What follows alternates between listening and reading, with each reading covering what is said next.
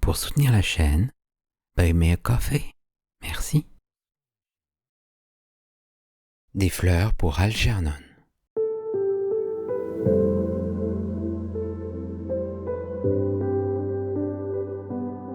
De Daniel Keyes.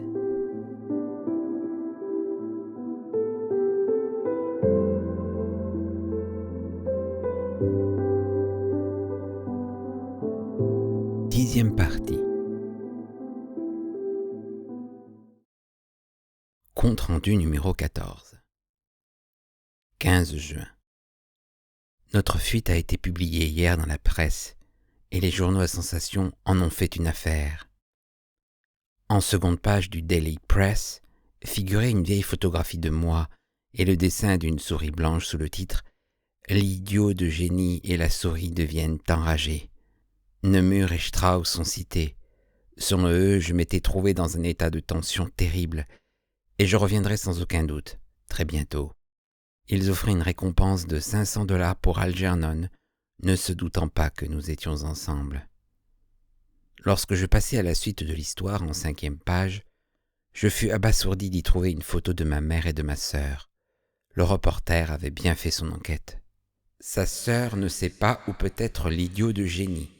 Une exclusivité Daily Press. Brooklyn, New York, 14 juin. Miss Norma Gordon, qui habite avec sa mère Miss Rose Gordon au 4136 Mark Street, Brooklyn, New York, a déclaré ne pas avoir la moindre connaissance de l'endroit où peut se trouver son frère.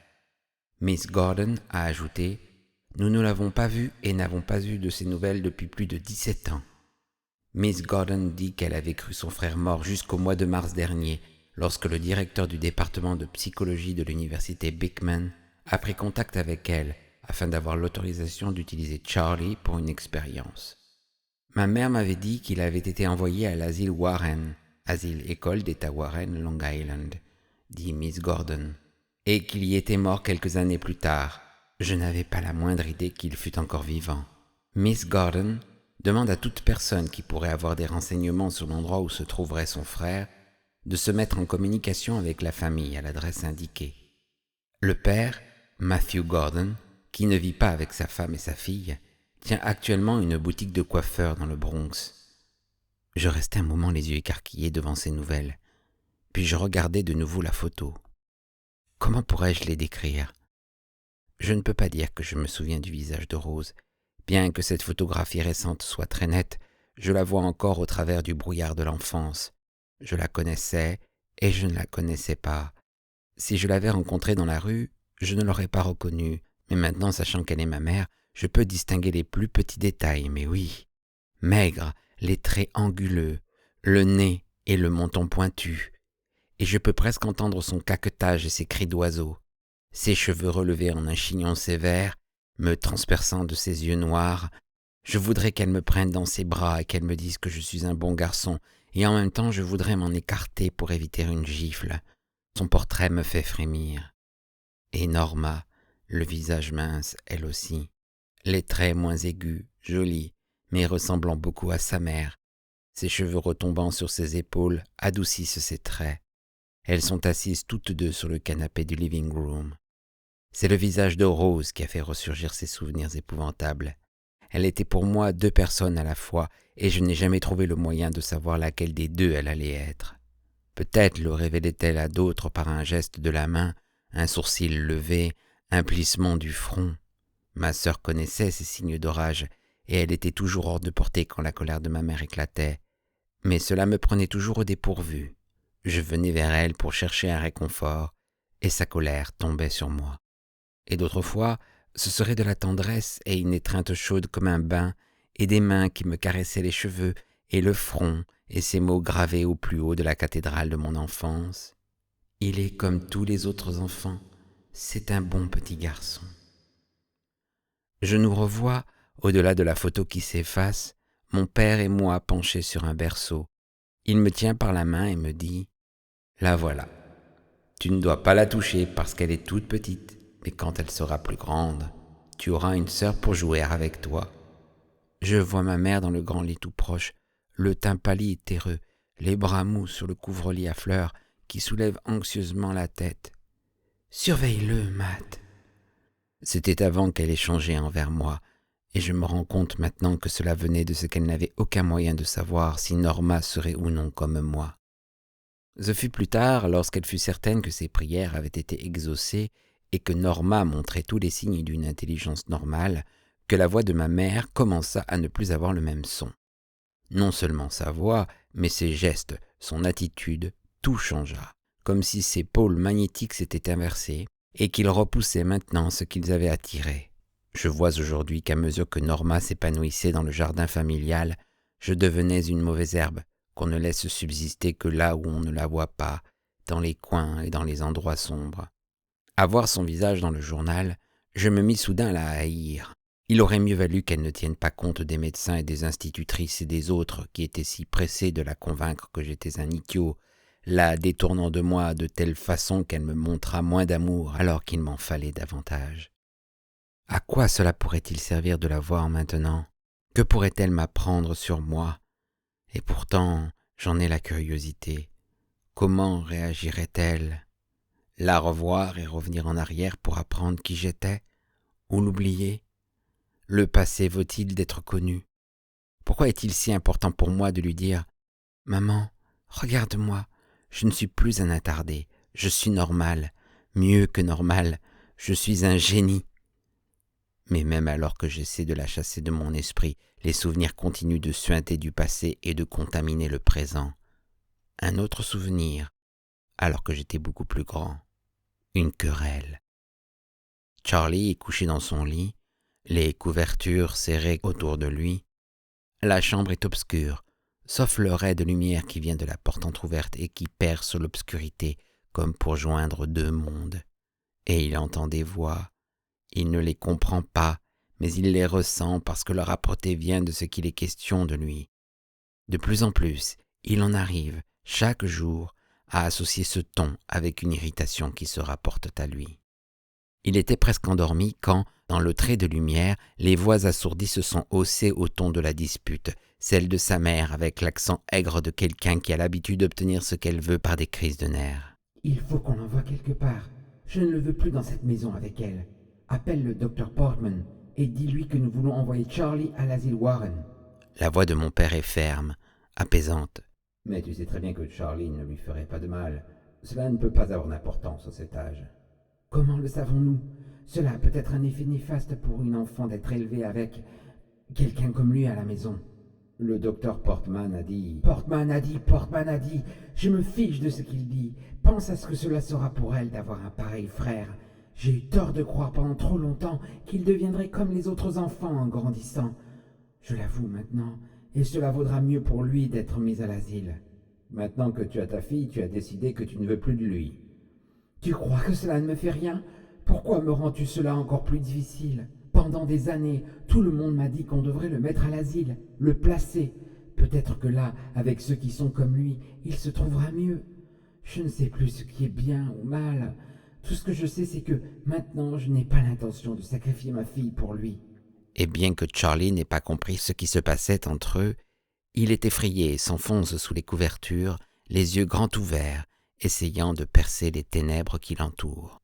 Tel que je le vois maintenant, il n'est pas vraiment effrayé, mais il se replie sur lui-même, comme un oiseau ou un écureuil qui recule devant le geste brusque de celui qui lui donne à manger, involontairement, instinctivement.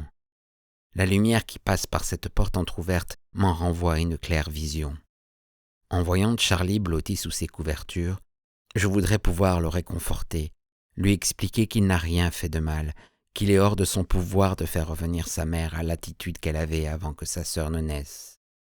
Là, dans son lit, Charlie ne comprenait pas ce qu'il disait, mais à présent cela fait mal. Si je pouvais agir dans le passé de mes souvenirs, je lui ferais voir combien elle me faisait souffrir. Ce n'est pas le moment d'aller la voir, pas avant que j'aie eu le temps de réfléchir à quoi cela me mènera.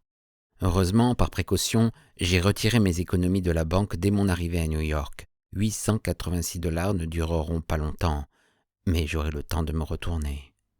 Je me suis installé au Camden Hotel, dans la 41e rue, à un bloc de Times Square. New York, tout ce que j'ai lu sur cette ville, Gotham, le creuset des races, Bagdad sur Hudson, la cité des lumières et des couleurs. Il est incroyable que j'ai vécu et travaillé toute ma vie à quelques stations de métro de là, et que je ne sois venu qu'une fois à Times Square avec Alice. Il m'est difficile de me retenir de l'appeler au téléphone. J'ai commencé à former son numéro et je me suis arrêté plusieurs fois. Il faut que je me tienne éloigné d'elle. J'ai tant de pensées emmêlées à tirer au clair. Je me dis que tant que je continuerai d'enregistrer mes comptes rendus au magnétophone, rien ne sera perdu. Le dossier sera complet. Qu'il reste dans l'ombre un moment. J'ai été dans l'ombre plus de 30 ans. Mais je suis fatigué à présent. Je n'ai pas pu m'endormir dans l'avion hier et je ne peux plus garder mes yeux ouverts. Je reprendrai à cet endroit demain. 16 juin. J'ai appelé Alice, mais j'ai raccroché avant qu'elle ne réponde. Aujourd'hui, j'ai trouvé un appartement meublé. 95$ par mois. C'est plus que ce que je comptais dépenser, mais il est au coin de la 43e rue et de la 10e avenue, et je peux aller à la bibliothèque en 10 minutes afin de poursuivre mes lectures et mes études. L'appartement est au 4e étage et comprend 4 pièces, dont l'une avec un piano de location. La propriétaire dit qu'un de ces jours, la maison de location viendra l'enlever, mais d'ici là, je pourrais peut-être apprendre à en jouer. Algernon est un agréable compagnon. Au repas, elle prend sa place à la petite table à battant. Elle aime les bretzels et aujourd'hui elle a bu un peu de bière, tandis que nous regardions un match de baseball à la télé. Je crois qu'elle était pour l'équipe des Yankees. Je vais déménager la plus grande partie des meubles de la seconde chambre et l'utiliser pour Algernon. Je projette de lui construire un labyrinthe en 3 dimensions avec des bouts de plastique que je peux acheter bon marché en ville. Il y a quelques variations complexes de labyrinthe que j'aimerais lui voir apprendre pour m'assurer qu'elle garde sa forme. Mais je vais voir si je peux lui trouver une autre motivation que la nourriture. Il doit y avoir d'autres récompenses qui l'inciteront à résoudre des problèmes. La solitude me donne l'occasion de lire et de réfléchir. Et maintenant, les souvenirs me reviennent de nouveau, pour redécouvrir mon passé, pour découvrir qui je suis vraiment. Si les choses devaient tourner mal, j'aurais au moins cela. 19 juin. Rencontrer Faye Lillman, ma voisine de palier. Je revenais de l'épicerie chargée d'emplettes et je m'aperçus que je m'étais enfermé à l'extérieur. Je me souvins que l'escalier de secours reliait la fenêtre de mon living room avec l'appartement voisin. La radio hurlait. Je frappai donc à la porte d'en face, doucement d'abord, puis plus fort. « Entrez, la porte est ouverte. » Je poussai la porte et je m'immobilisai sur place. Debout devant un chevalet, une blonde élancée en soutien-gorge et petite culotte rose peignait. « Ah, excusez-moi » fis-je le souffle coupé. Je refermai la porte puis je criai de dehors. « Je suis votre voisin d'en face. » Je me suis mis à la porte et j'aurais voulu utiliser l'escalier de secours pour entrer chez moi par la fenêtre. La porte s'ouvrit et elle me regarda, toujours aussi peu vêtue, un pinceau dans chaque main et les mains sur les hanches. « Vous ne m'avez pas entendu vous dire d'entrer ?» Elle me fit pénétrer dans son appartement, repoussa une boîte en carton pleine de détritus. « Faites pas attention à ces saletés !» Je crus qu'elle devait avoir oublié, ou ne pas s'être rendu compte, qu'elle était plus qu'à moitié nue, et je ne savais pas où regarder. Je m'efforçai de poser mes yeux ailleurs, sur les murs, au plafond, n'importe où, mais pas de son côté.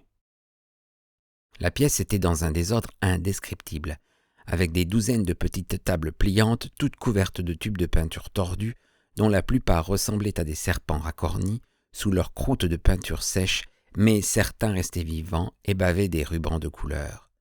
Des tubes, des pinceaux, des chiffons, des morceaux de cadre et de toile étaient éparpillés partout. Une odeur épaisse de peinture, d'huile de lin et de térébenthine planait dans la pièce, mêlée au bout d'un moment à un léger parfum de bière éventée. 3 énormes fauteuils rembourrés et un canapé vert, minable, disparaissaient sous des piles de vêtements enfouis et sur le plancher traînaient des souliers, des bas et des sous-vêtements, comme si elle avait l'habitude de se déshabiller en marchant et de jeter ses affaires au hasard. Le tout était recouvert d'une mince couche de poussière. « Alors, vous êtes Mr. Gordon ?»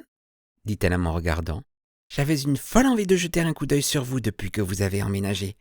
Asseyez-vous donc. » Elle ramassa un tas de vêtements sur l'un des fauteuils et s'en déchargea sur le canapé encombré. « Ainsi, vous avez finalement décidé de faire une visite à vos voisins. Je vais vous chercher à boire ?»« Vous êtes peintre ?» balbutiai-je, ne sachant quoi dire. J'étais complètement décontenancé à l'idée que, d'un moment à l'autre, elle s'apercevrait qu'elle était à demi nue, pousserait un cri et se précipiterait dans sa chambre. J'essayais de regarder n'importe quoi, mais pas elle. « De la bière blonde ou brune ? Je n'ai rien d'autre ici, sauf du madère pour la cuisine. Vous n'en voulez pas ? Non ? Je ne peux pas rester, dis-je en reprenant possession de moi et en fixant mon regard sur un grain de beauté à gauche sur son menton. Je me suis mise à la porte de mon appartement. Je voulais y rentrer par l'escalier de secours. Il relie nos fenêtres. « Faites donc, dit-elle. Ces satanées serrures perfectionnées sont absolument idiotes. Je me suis mise moi-même 3 fois à la porte d'ici la première semaine. Une fois, je suis restée dans le hall une demi-heure complètement à poil. J'étais sortie pour prendre mon lait et cette sacrée porte s'est claquée derrière moi. J'ai fait sauter cette fichue serrure et je n'en ai pas remis depuis. » Je dois avoir fait une drôle de tête, car elle a éclaté de rire. « Bon, vous savez à quoi servent ces maudites serrures. Elles vous mettent à la porte et elles ne vous protègent pas beaucoup, n'est-ce pas ? 15 cambriolages dans ce bon sang d'immeubles et tous dans des appartements fermés au verrou. Personne n'a jamais forcé ma porte pour entrer, bien qu'elle soit toujours ouverte. Ils auraient d'ailleurs bougrement du mal à trouver ici un objet de valeur. » Lorsqu'elle insista encore pour que je boive une bière avec elle, j'acceptai. Tandis qu'elle allait en chercher dans la cuisine, je regardais de nouveau autour de moi. Ce que je n'avais pas encore remarqué, c'est que le mur derrière moi avait été débarrassé, tous les meubles poussés d'un côté de la pièce ou au milieu, de manière que ce mur, dont le plâtre avait été arraché pour y laisser voir les briques, serve de simèse. Des peintures y étaient accrochées jusqu'au plafond et d'autres entassées les unes contre les autres sur le plancher. Plusieurs étaient des autoportraits, dont 2 nus. Le tableau auquel elle travaillait lorsque j'étais entré, celui qui était sur le chevalet, était également un nu en buste d'elle-même, avec des cheveux longs. Il n'était pas coiffé comme maintenant en tresses blondes enroulées autour de la tête à la manière d'une couronne, mais retombait sur ses épaules et une partie de ses longues boucles revenait en avant entre ses seins. Elle les avait peints insolemment dressés et fermes, avec des bouts d'un incroyable rouge bonbon. Quand je l'entendis revenir avec la bière, je m'écartai vivement du chevalet, non sans trébucher sur quelques livres, et je feignis de m'intéresser à un petit paysage d'automne accroché au mur. Je fus soulagé de voir qu'elle avait passé un léger peignoir plutôt usé, mais même s'il avait des trous là où il ne fallait pas, je pus la regarder en face pour la première fois. Elle n'était pas exactement jolie, mais ses yeux bleus et son petit nez retroussé lui donnaient un air félin qui contrastait avec ses mouvements énergiques, athlétiques. Elle avait environ 35 ans. Elle était mince et bien proportionnée. Elle posa les boîtes de bière sur le parquet de bois, s'assit à côté, appuyée au canapé, et m'invita à en faire autant. « Je trouve le plancher plus confortable que ces fauteuils, » déclara-t-elle en buvant sa bière à la boîte. « Non ?» Je lui dis que je n'y avais jamais réfléchi. Elle rit et ajouta que j'avais une bonne tête. Elle avait envie de parler d'elle-même. Elle préférait éviter Greenwich Village, dit-elle, parce que là, au lieu de peindre, elle passerait tout son temps dans les bars et les cafés. « On est mieux ici, loin des barbouilleurs et des amateurs. Ici, je peux faire ce que je veux et personne ne vient ricaner. Vous n'êtes pas un ricaneur, n'est-ce pas ?» Je haussai les épaules en essayant de ne pas remarquer la poussière qui souillait mon pantalon et mes mains. « Je pense qu'on ricane tous d'une chose ou d'une autre. Vous ricanez bien des barbouilleurs et des amateurs, non ?» Au bout d'un moment, je dis que je ferais mieux de passer chez moi. Elle repoussa une pile de bouquins de devant la fenêtre et j'enjambai un tas de journaux et de sacs de papier emplis de bouteilles de bière vides. « Un de ces jours, soupira-t-elle, il faudra que je les rende pour me faire rembourser. » Je grimpai sur le rebord de la fenêtre et gagnai l'escalier de secours. Quand j'eus ouvert ma fenêtre, je revins chercher mes emplettes, mais avant que je puisse dire merci et au revoir, elle passa sur l'escalier de secours et me suivit. « Allons voir votre appartement. Je n'y suis jamais entrée. Avant que vous emménagiez, les 2 petites vieilles, les sœurs Wagner, ne m'auraient même pas dit bonjour. » Elle se glissa par la fenêtre après moi et s'assit sur le bord. « Entrez donc, » dis-je en posant mes provisions sur la table. « Je n'ai pas de bière, mais je peux vous faire une tasse de café. » Mais elle regardait au-delà de moi, les yeux ronds d'incrédulité. Mon Dieu, je n'ai jamais vu un endroit aussi bien rangé que celui-ci. Qui pourrait imaginer qu'un homme qui vit seul puisse tenir sa maison si en ordre? Je n'ai pas toujours été comme cela, m'excusai-je. Ce n'est que depuis que je me suis installé ici. Tout était en ordre quand j'ai emménagé et cela m'a poussé à le garder ainsi. Cela me gêne maintenant quand il y a du désordre. Elle quitta le bord de la fenêtre pour explorer l'appartement. « Eh !» dit-elle soudain. « Aimez-vous danser? Vous savez ?» Elle écarta les bras et exécuta un pas compliqué en fredonnant un air sud-américain. « Dites-moi que vous dansez et je sauterai de joie. »« Le foxtrot seulement, dis-je. Et encore, pas très bien. » Elle haussa les épaules. « Je suis folle de danse, mais personne que je connaisse et qui me plaise n'est bon danseur.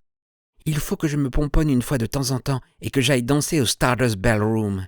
La plupart des types qui traînent là-dedans ont plutôt mauvais genre, mais ils savent danser. » Elle poussa un soupir en regardant autour d'elle. « Je vous avouerai que je n'aime pas tellement un endroit aussi bien rangé que celui-ci. En tant qu'artiste, ce sont les lignes qui me frappent. Toutes ces lignes droites sur les murs, sur le plancher, dans les coins, et qui forment des boîtes comme des cercueils. Le seul moyen que j'ai de me débarrasser de ces boîtes, c'est de boire quelques verres. Alors, toutes les lignes se mettent à onduler, à se tortiller, et je trouve que tout va beaucoup mieux dans le monde. Quand tout est bien droit et aligné comme ça, j'en suis malade. Ouh, si je vivais ici, faudrait que je sois saoul tout le temps. » Soudain, elle se retourna vers moi. « Dites, pouvez-vous me prêter 5 $ jusqu'au 20 ? C'est la date à laquelle arrive le chèque de ma pension alimentaire. Je ne me laisse pas démunir habituellement, mais j'ai eu un ennui la semaine dernière. » Avant que je puisse répondre, elle poussa un cri et s'élança vers le piano installé dans le coin de la pièce. « Je savais jouer du piano. Je vous ai entendu en jouer quelquefois. Et je me suis dit, ce type est drôlement bon. Je sais maintenant que c'est pour ça que je voulais vous rencontrer, même avant de vous avoir vu. Il y a si longtemps que je n'en ai pas joué. » Elle tapotait déjà sur le clavier, tandis que j'allais dans la cuisine pour faire du café. « Vous pourrez venir en jouer quand vous voudrez, » dis-je. Je ne sais pas pourquoi je devenais subitement si accueillant, mais tout en elle appelait à la générosité. Je ne laisse pas encore ma porte ouverte, mais la fenêtre n'est pas fermée, et si je ne suis pas là, tout ce que vous avez à faire, c'est de passer par l'escalier de secours. De la crème et du sucre dans votre café ? Comme elle ne répondait pas, je regardai dans le salon. Elle n'y était plus. Et tandis que j'allais vers la fenêtre, j'entendis sa voix dans la chambre d'Algernon. « Hé, qu'est-ce que c'est que ça ?» Elle examinait le labyrinthe en 3 dimensions que j'avais construit. Elle l'étudia, puis poussa un autre petit cri. « De la sculpture moderne ! Rien que des boîtes et des lignes droites !»« C'est un labyrinthe spécial, » expliquai-je. Un dispositif complexe d'enseignement pour Algernon. Mais elle tournait autour, très excitée. « Ils en seraient absolument emballés au musée d'art moderne !»« Ce n'est pas de la sculpture, » insistai-je. J'ouvris la cage habitation d'Algernon qui était reliée au labyrinthe et je lui en ouvris la porte. « Grand Dieu !» souffla-t-elle. « Une sculpture avec un élément vivant ! Charlie, c'est la trouvaille la plus formidable depuis les automobiles compressées et les boîtes de conserve !» J'essayai d'expliquer, mais elle maintenait que l'élément vivant marquerait dans l'histoire de la sculpture. Ce ne fut que lorsque je vis l'éclair de malice dans ses yeux rieurs que je me rendis compte qu'elle me taquinait. « Cela pourrait être de l'art reproducteur, » continua-t-elle, « une expérience créative pour l'amateur d'art. On y met une autre souris, et quand elles ont des petits, on en garde une pour la perpétuation de l'élément vivant. Votre œuvre atteint l'immortalité, et tous les gens à la mode en achètent des reproductions comme objet d'art. Comment est-ce que vous l'appellerez ? » « Bon, soupirai-je, j'abandonne. »« Non, » lança-t-elle en tapant le dôme de plastique sous laquelle Algernon avait déjà trouvé son chemin jusqu'à la cagette d'arrivée. « J'abandonne, cela fait trop cliché. Qu'est-ce que vous diriez de « La vie n'est qu'un labyrinthe » ? Vous êtes folle ? Bien sûr ! Elle virevolta et fit une révérence. Je me demandais quand vous vous en apercevriez. À peu près à ce moment, le café bouillit. Elle avait bu sa tasse à moitié quand elle sursauta et déclara qu'il fallait qu'elle file parce qu'elle était déjà en retard d'1 demi-heure à un rendez-vous avec quelqu'un qu'elle avait rencontré dans une exposition de tableaux. « Vous aviez besoin d'un peu d'argent, dis-je. » Elle plongea la main dans mon portefeuille entrouvert et en tira un billet de 5 $. « Jusqu'à la semaine prochaine, dit-elle, quand je recevrai mon chèque. Merci 1000 fois. » Elle froissa le billet, envoya un baiser à Algernon et, avant que je puisse dire un mot, elle était passée par la fenêtre sur l'escalier de secours et avait disparu. Je restai là, bouche bée. attirante, si pleine de vie et d'entrain.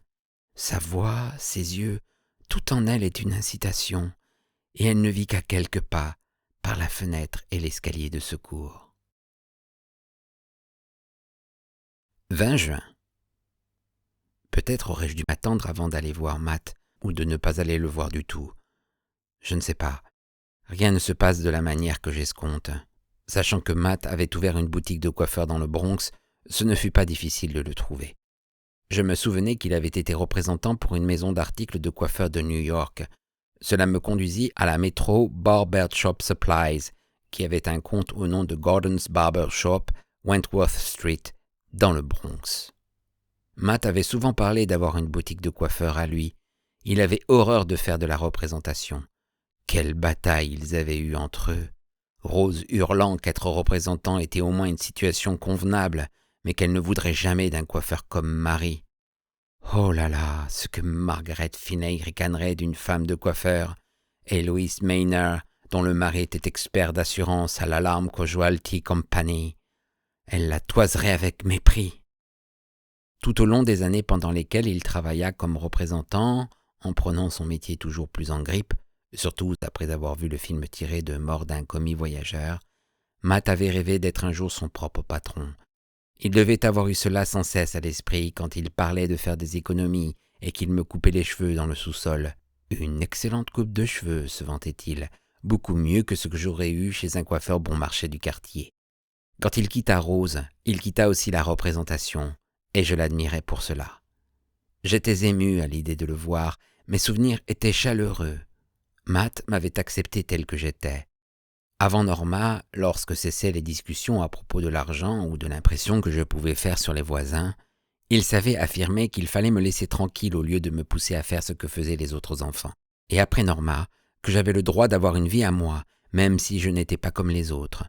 Il me défendait toujours. J'avais hâte de voir l'expression de son visage. Il était quelqu'un que je pourrais associer à ma vie. Wentworth Street était dans un quartier délabré du Bronx. Beaucoup des boutiques de la rue avaient un écriteau « à louer » à la devanture, et les autres étaient fermées pour la journée. Mais à peu de distance de l'arrêt du bus, une enseigne de coiffeurs se dressait comme un sucre d'orge rouge et blanc, lumineux. Il n'y avait personne dans la boutique, sauf le coiffeur qui lisait un magazine dans le fauteuil le plus proche de la vitrine. Quand il leva les yeux vers moi, je reconnus Matt, trapu, rougeaud, vieilli, et presque chauve avec une frange de cheveux gris autour de la tête. En me voyant sur le seuil, il rejeta son magazine. « Pas d'attente, c'est à vous. » J'hésitai et il se méprit. « Habituellement, je ne suis pas ouvert à cette heure-ci, monsieur. J'avais un rendez-vous avec un client régulier, mais il n'est pas venu.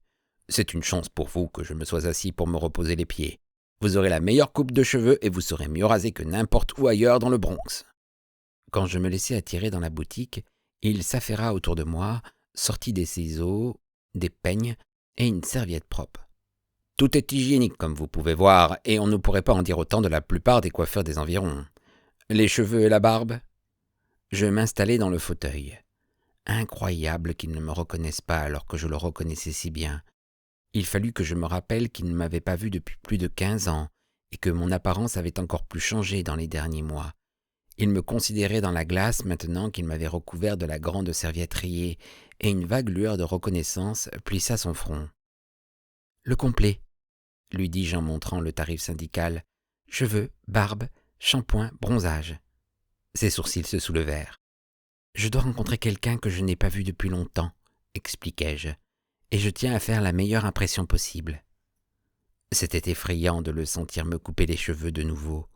Peu après, quand il repassa son rasoir sur le cuir, le crissement me crispa un peu.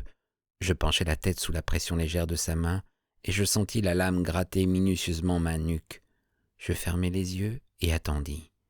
C'était comme si je retournais sur la table d'opération.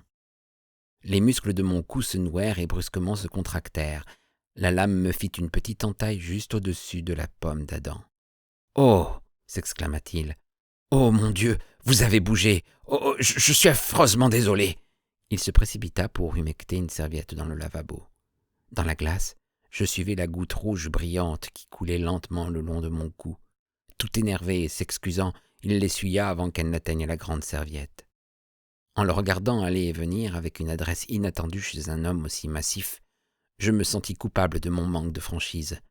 J'aurais voulu lui dire qui j'étais et qu'il passe son bras autour de mes épaules pour que nous parlions comme autrefois, mais j'attendis tandis qu'il tapotait ma coupure avec de la poudre styptique. Il finit de me raser en silence, puis approcha la lampe solaire de mon fauteuil, me mit sur les yeux des tampons frais de coton imbibés d'amamélis. Alors, dans cette obscurité intérieure teintée de rouge, je vis ce qui s'était passé le soir où il m'avait emmené de la maison pour la dernière fois. Charlie est endormi dans sa chambre, mais il se réveille en entendant sa mère crier. Il a appris à dormir en dépit de leur querelle. Il y en a chaque jour à la maison. Mais ce soir, il y a un accent terriblement faux dans cette colère. Il se blottit contre son oreiller et écoute. « Je n'y peux rien. Il faut qu'il s'en aille. Nous devons penser à elle. Je ne veux pas qu'elle revienne tous les jours à la maison en pleurant parce que les autres se sont moqués d'elle. Nous ne pouvons pas lui enlever sa chance d'avoir une vie normale à cause de lui. » « Que veux-tu faire? Le mettre à la rue? »« Le placer. L'envoyer à l'asile Warren. » »« Nous aurons le temps d'en reparler demain matin. »« Non. Tout ce que tu sais faire, c'est parler, parler, et tu n'agis pas. Je n'en veux plus ici. Pas un jour de plus. C'est maintenant, ce soir. » Oh, voyons, sois raisonnable, Rose. Il est tard pour faire quoi que ce soit ce soir. Tu cries si fort que tous les voisins vont t'entendre. Ça m'est égal. Il s'en va ce soir. Je ne peux plus le voir. Tu deviens invivable, Rose. Qu'est-ce que tu fais? Je te préviens. Emmène-le d'ici. Pose ce couteau. Je ne supporterai pas que la vie de ma fille soit gâchée. Tu es folle. Range ce couteau. Mieux vaut qu'il soit mort. Il ne sera jamais capable de mener une vie normale. Mieux vaut. Tu perds complètement la tête. Pour l'amour de Dieu, calme-toi. Alors, emmène-le. Maintenant. Ce soir. Bon. Je vais l'emmener chez Herman pour cette nuit. Et demain, on verra comment le faire admettre à l'asile Warren. Un silence. Dans le noir, je sens un frisson passer sur la maison, puis s'élève la voix de Matt, moins affolée que celle de Rose. « Je sais ce que tu as enduré avec lui, et je ne peux pas te blâmer d'avoir peur. Je vais l'emmener chez Herman. Est-ce que cela te satisfera? C'est tout ce que je te demande. Ta fille a le droit de vivre, elle aussi. » Matt vient dans la chambre de Charlie et habille son fils, et bien que le petit garçon ne comprenne pas ce qui arrive, il a peur. Quand il passe la porte, elle regarde ailleurs. Peut-être tente-t-elle de se convaincre qu'il est déjà sorti de sa vie, qu'il n'existe plus. En passant, Charlie voit sur la table de la cuisine le grand couteau avec lequel elle découpe les rôtis, et il sent vaguement qu'elle voulait lui faire du mal. Elle voulait lui enlever quelque chose pour le donner à Norma. Lorsqu'il se retourne pour la regarder, elle a pris un chiffon pour nettoyer l'évier. Quand la coupe de cheveux, le rasage, le bronzage et le reste furent terminés, je m'attardai dans le fauteuil, me sentant léger, net et propre. Matt m'enleva prestement la grande serviette et prit un miroir pour que je voie ma nuque. Tandis que je me voyais dans la glace devant moi en train de me regarder dans le miroir qu'il tenait derrière ma tête, celui-ci s'inclina un instant sous un angle qui donnait une illusion de profondeur. Des rangées indéfinies de moi, en train de me regarder, me regarder, regarder, garder. Lequel étais-je? Lequel? J'avais envie de ne rien lui dire. Quel bien cela lui ferait-il de savoir? Je ferais mieux de m'en aller simplement sans révéler qui j'étais. Puis, je me rappelai que je voulais qu'il sache. Il fallait qu'il sache que j'étais vivant, que j'étais quelqu'un. Je voulais qu'il se vante de moi auprès de ses clients demain quand il leur couperait les cheveux et les raserait. Cela donnerait à tout cela une réalité. Quand il saurait que je suis son fils, alors je serais une personne. Maintenant que tu m'as enlevé tous ces poils de la figure, peut-être me reconnais-tu? Dis-je en me levant, attendant un signe de reconnaissance. Il fronça les sourcils. Qu'est-ce que c'est que ça? Une blague? Je l'assurai que ce n'était pas une blague, et que s'il me regardait et réfléchissait bien, il me reconnaîtrait. Il haussa les épaules et se tourna pour ranger ses peignes et ses ciseaux. « Je n'ai pas le temps de jouer aux devinettes. Il faut que je ferme. Ça fait 3,50 $. Et alors, s'il ne se souvenait pas de moi, si tout cela n'était qu'un rêve absurde? Il tendit la main, mais je ne fis pas le geste de sortir mon portefeuille, Il fallait qu'il se souvienne de moi, il fallait qu'il me reconnaisse. Mais non, bien sûr que non, et quand je sentis ce goût amer dans ma bouche et cette moiteur sur mes paumes, je sus que dans un instant, j'allais être malade. Mais je ne voulais pas de cela devant lui. « Eh, ça ne va pas ? Si, attendez. » Je m'effondrai dans l'un des fauteuils chromés et je me penchai en avant pour reprendre ma respiration, pour que le sang me remonte à la tête. Tout me tournait dans l'estomac. Oh mon Dieu, faites que je ne m'évanouisse pas maintenant, faites que je ne me rende pas ridicule devant lui. De l'eau, un peu d'eau, s'il vous plaît. Pas tellement pour boire, mais pour qu'il s'en aille. Je ne voulais pas qu'il me voie comme cela après tant d'années. Quand il revint avec un verre, je me sentais un peu mieux. Voilà, buvez ça. Reposez-vous une minute, ça va passer. Il me considéra avec de grands yeux tandis que je buvais l'eau fraîche, et je vis qu'il fouillait dans ses souvenirs à demi oubliés. « Est-ce que je vous ai vraiment connu quelque part ?»« Non, je me sens tout à fait bien, je vais m'en aller. » Comment aurais-je pu lui dire ? Que devais-je lui dire ? Voyons, regarde-moi, je suis Charlie, le fils que tu as rayé de ta vie. Non pas que je te le reproche, mais je suis là, en meilleure forme que jamais. Mets-moi à l'épreuve. Pose-moi des questions. Je parle 20 langues vivantes et mortes. Je suis un génie mathématique et je compose un concerto pour piano dont on se souviendra longtemps après que j'aurai disparu. Comment pouvais-je lui dire ? Que c'était absurde d'être assis dans sa boutique et d'attendre qu'il me caresse la tête en disant « Tu es un bon garçon ». Je voulais son approbation, la vieille lueur de satisfaction qui passait sur son visage quand j'avais appris à nouer les lacets de mes chaussures ou à boutonner mon sweater. J'étais venu là pour cela, mais je savais que je ne l'obtiendrais pas. Vous voulez que j'appelle un médecin ? Je n'étais pas son fils, mais un autre Charlie. L'intelligence et le savoir m'avaient changé, et il m'en voudrait, comme ceux de la boulangerie m'en voulaient, parce que mon avance l'humilierait. Je ne voulais pas de cela. « Je me sens mieux, » dis-je. « Excusez-moi de vous avoir ennuyé. » Je me levai en m'assurant que mes jambes étaient solides. « Ça doit être venu de ce que j'ai mangé. Maintenant, je vais vous laisser fermer. » Je me dirigeai vers la porte, mais sa voix m'arrêta sèchement. « Hé, une minute !» Ses yeux me regardèrent avec soupçon. « Qu'est-ce que vous imaginez ?»« Je ne comprends pas. » Il allongea la main en frottant le pouce contre l'index. « Vous me devez 3,50 $.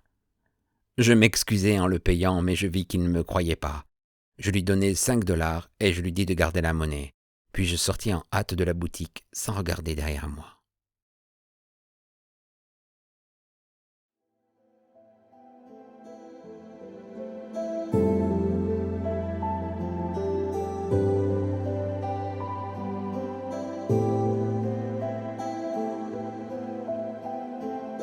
C'était Des fleurs pour Algernon de Daniel Keyes. 10e partie.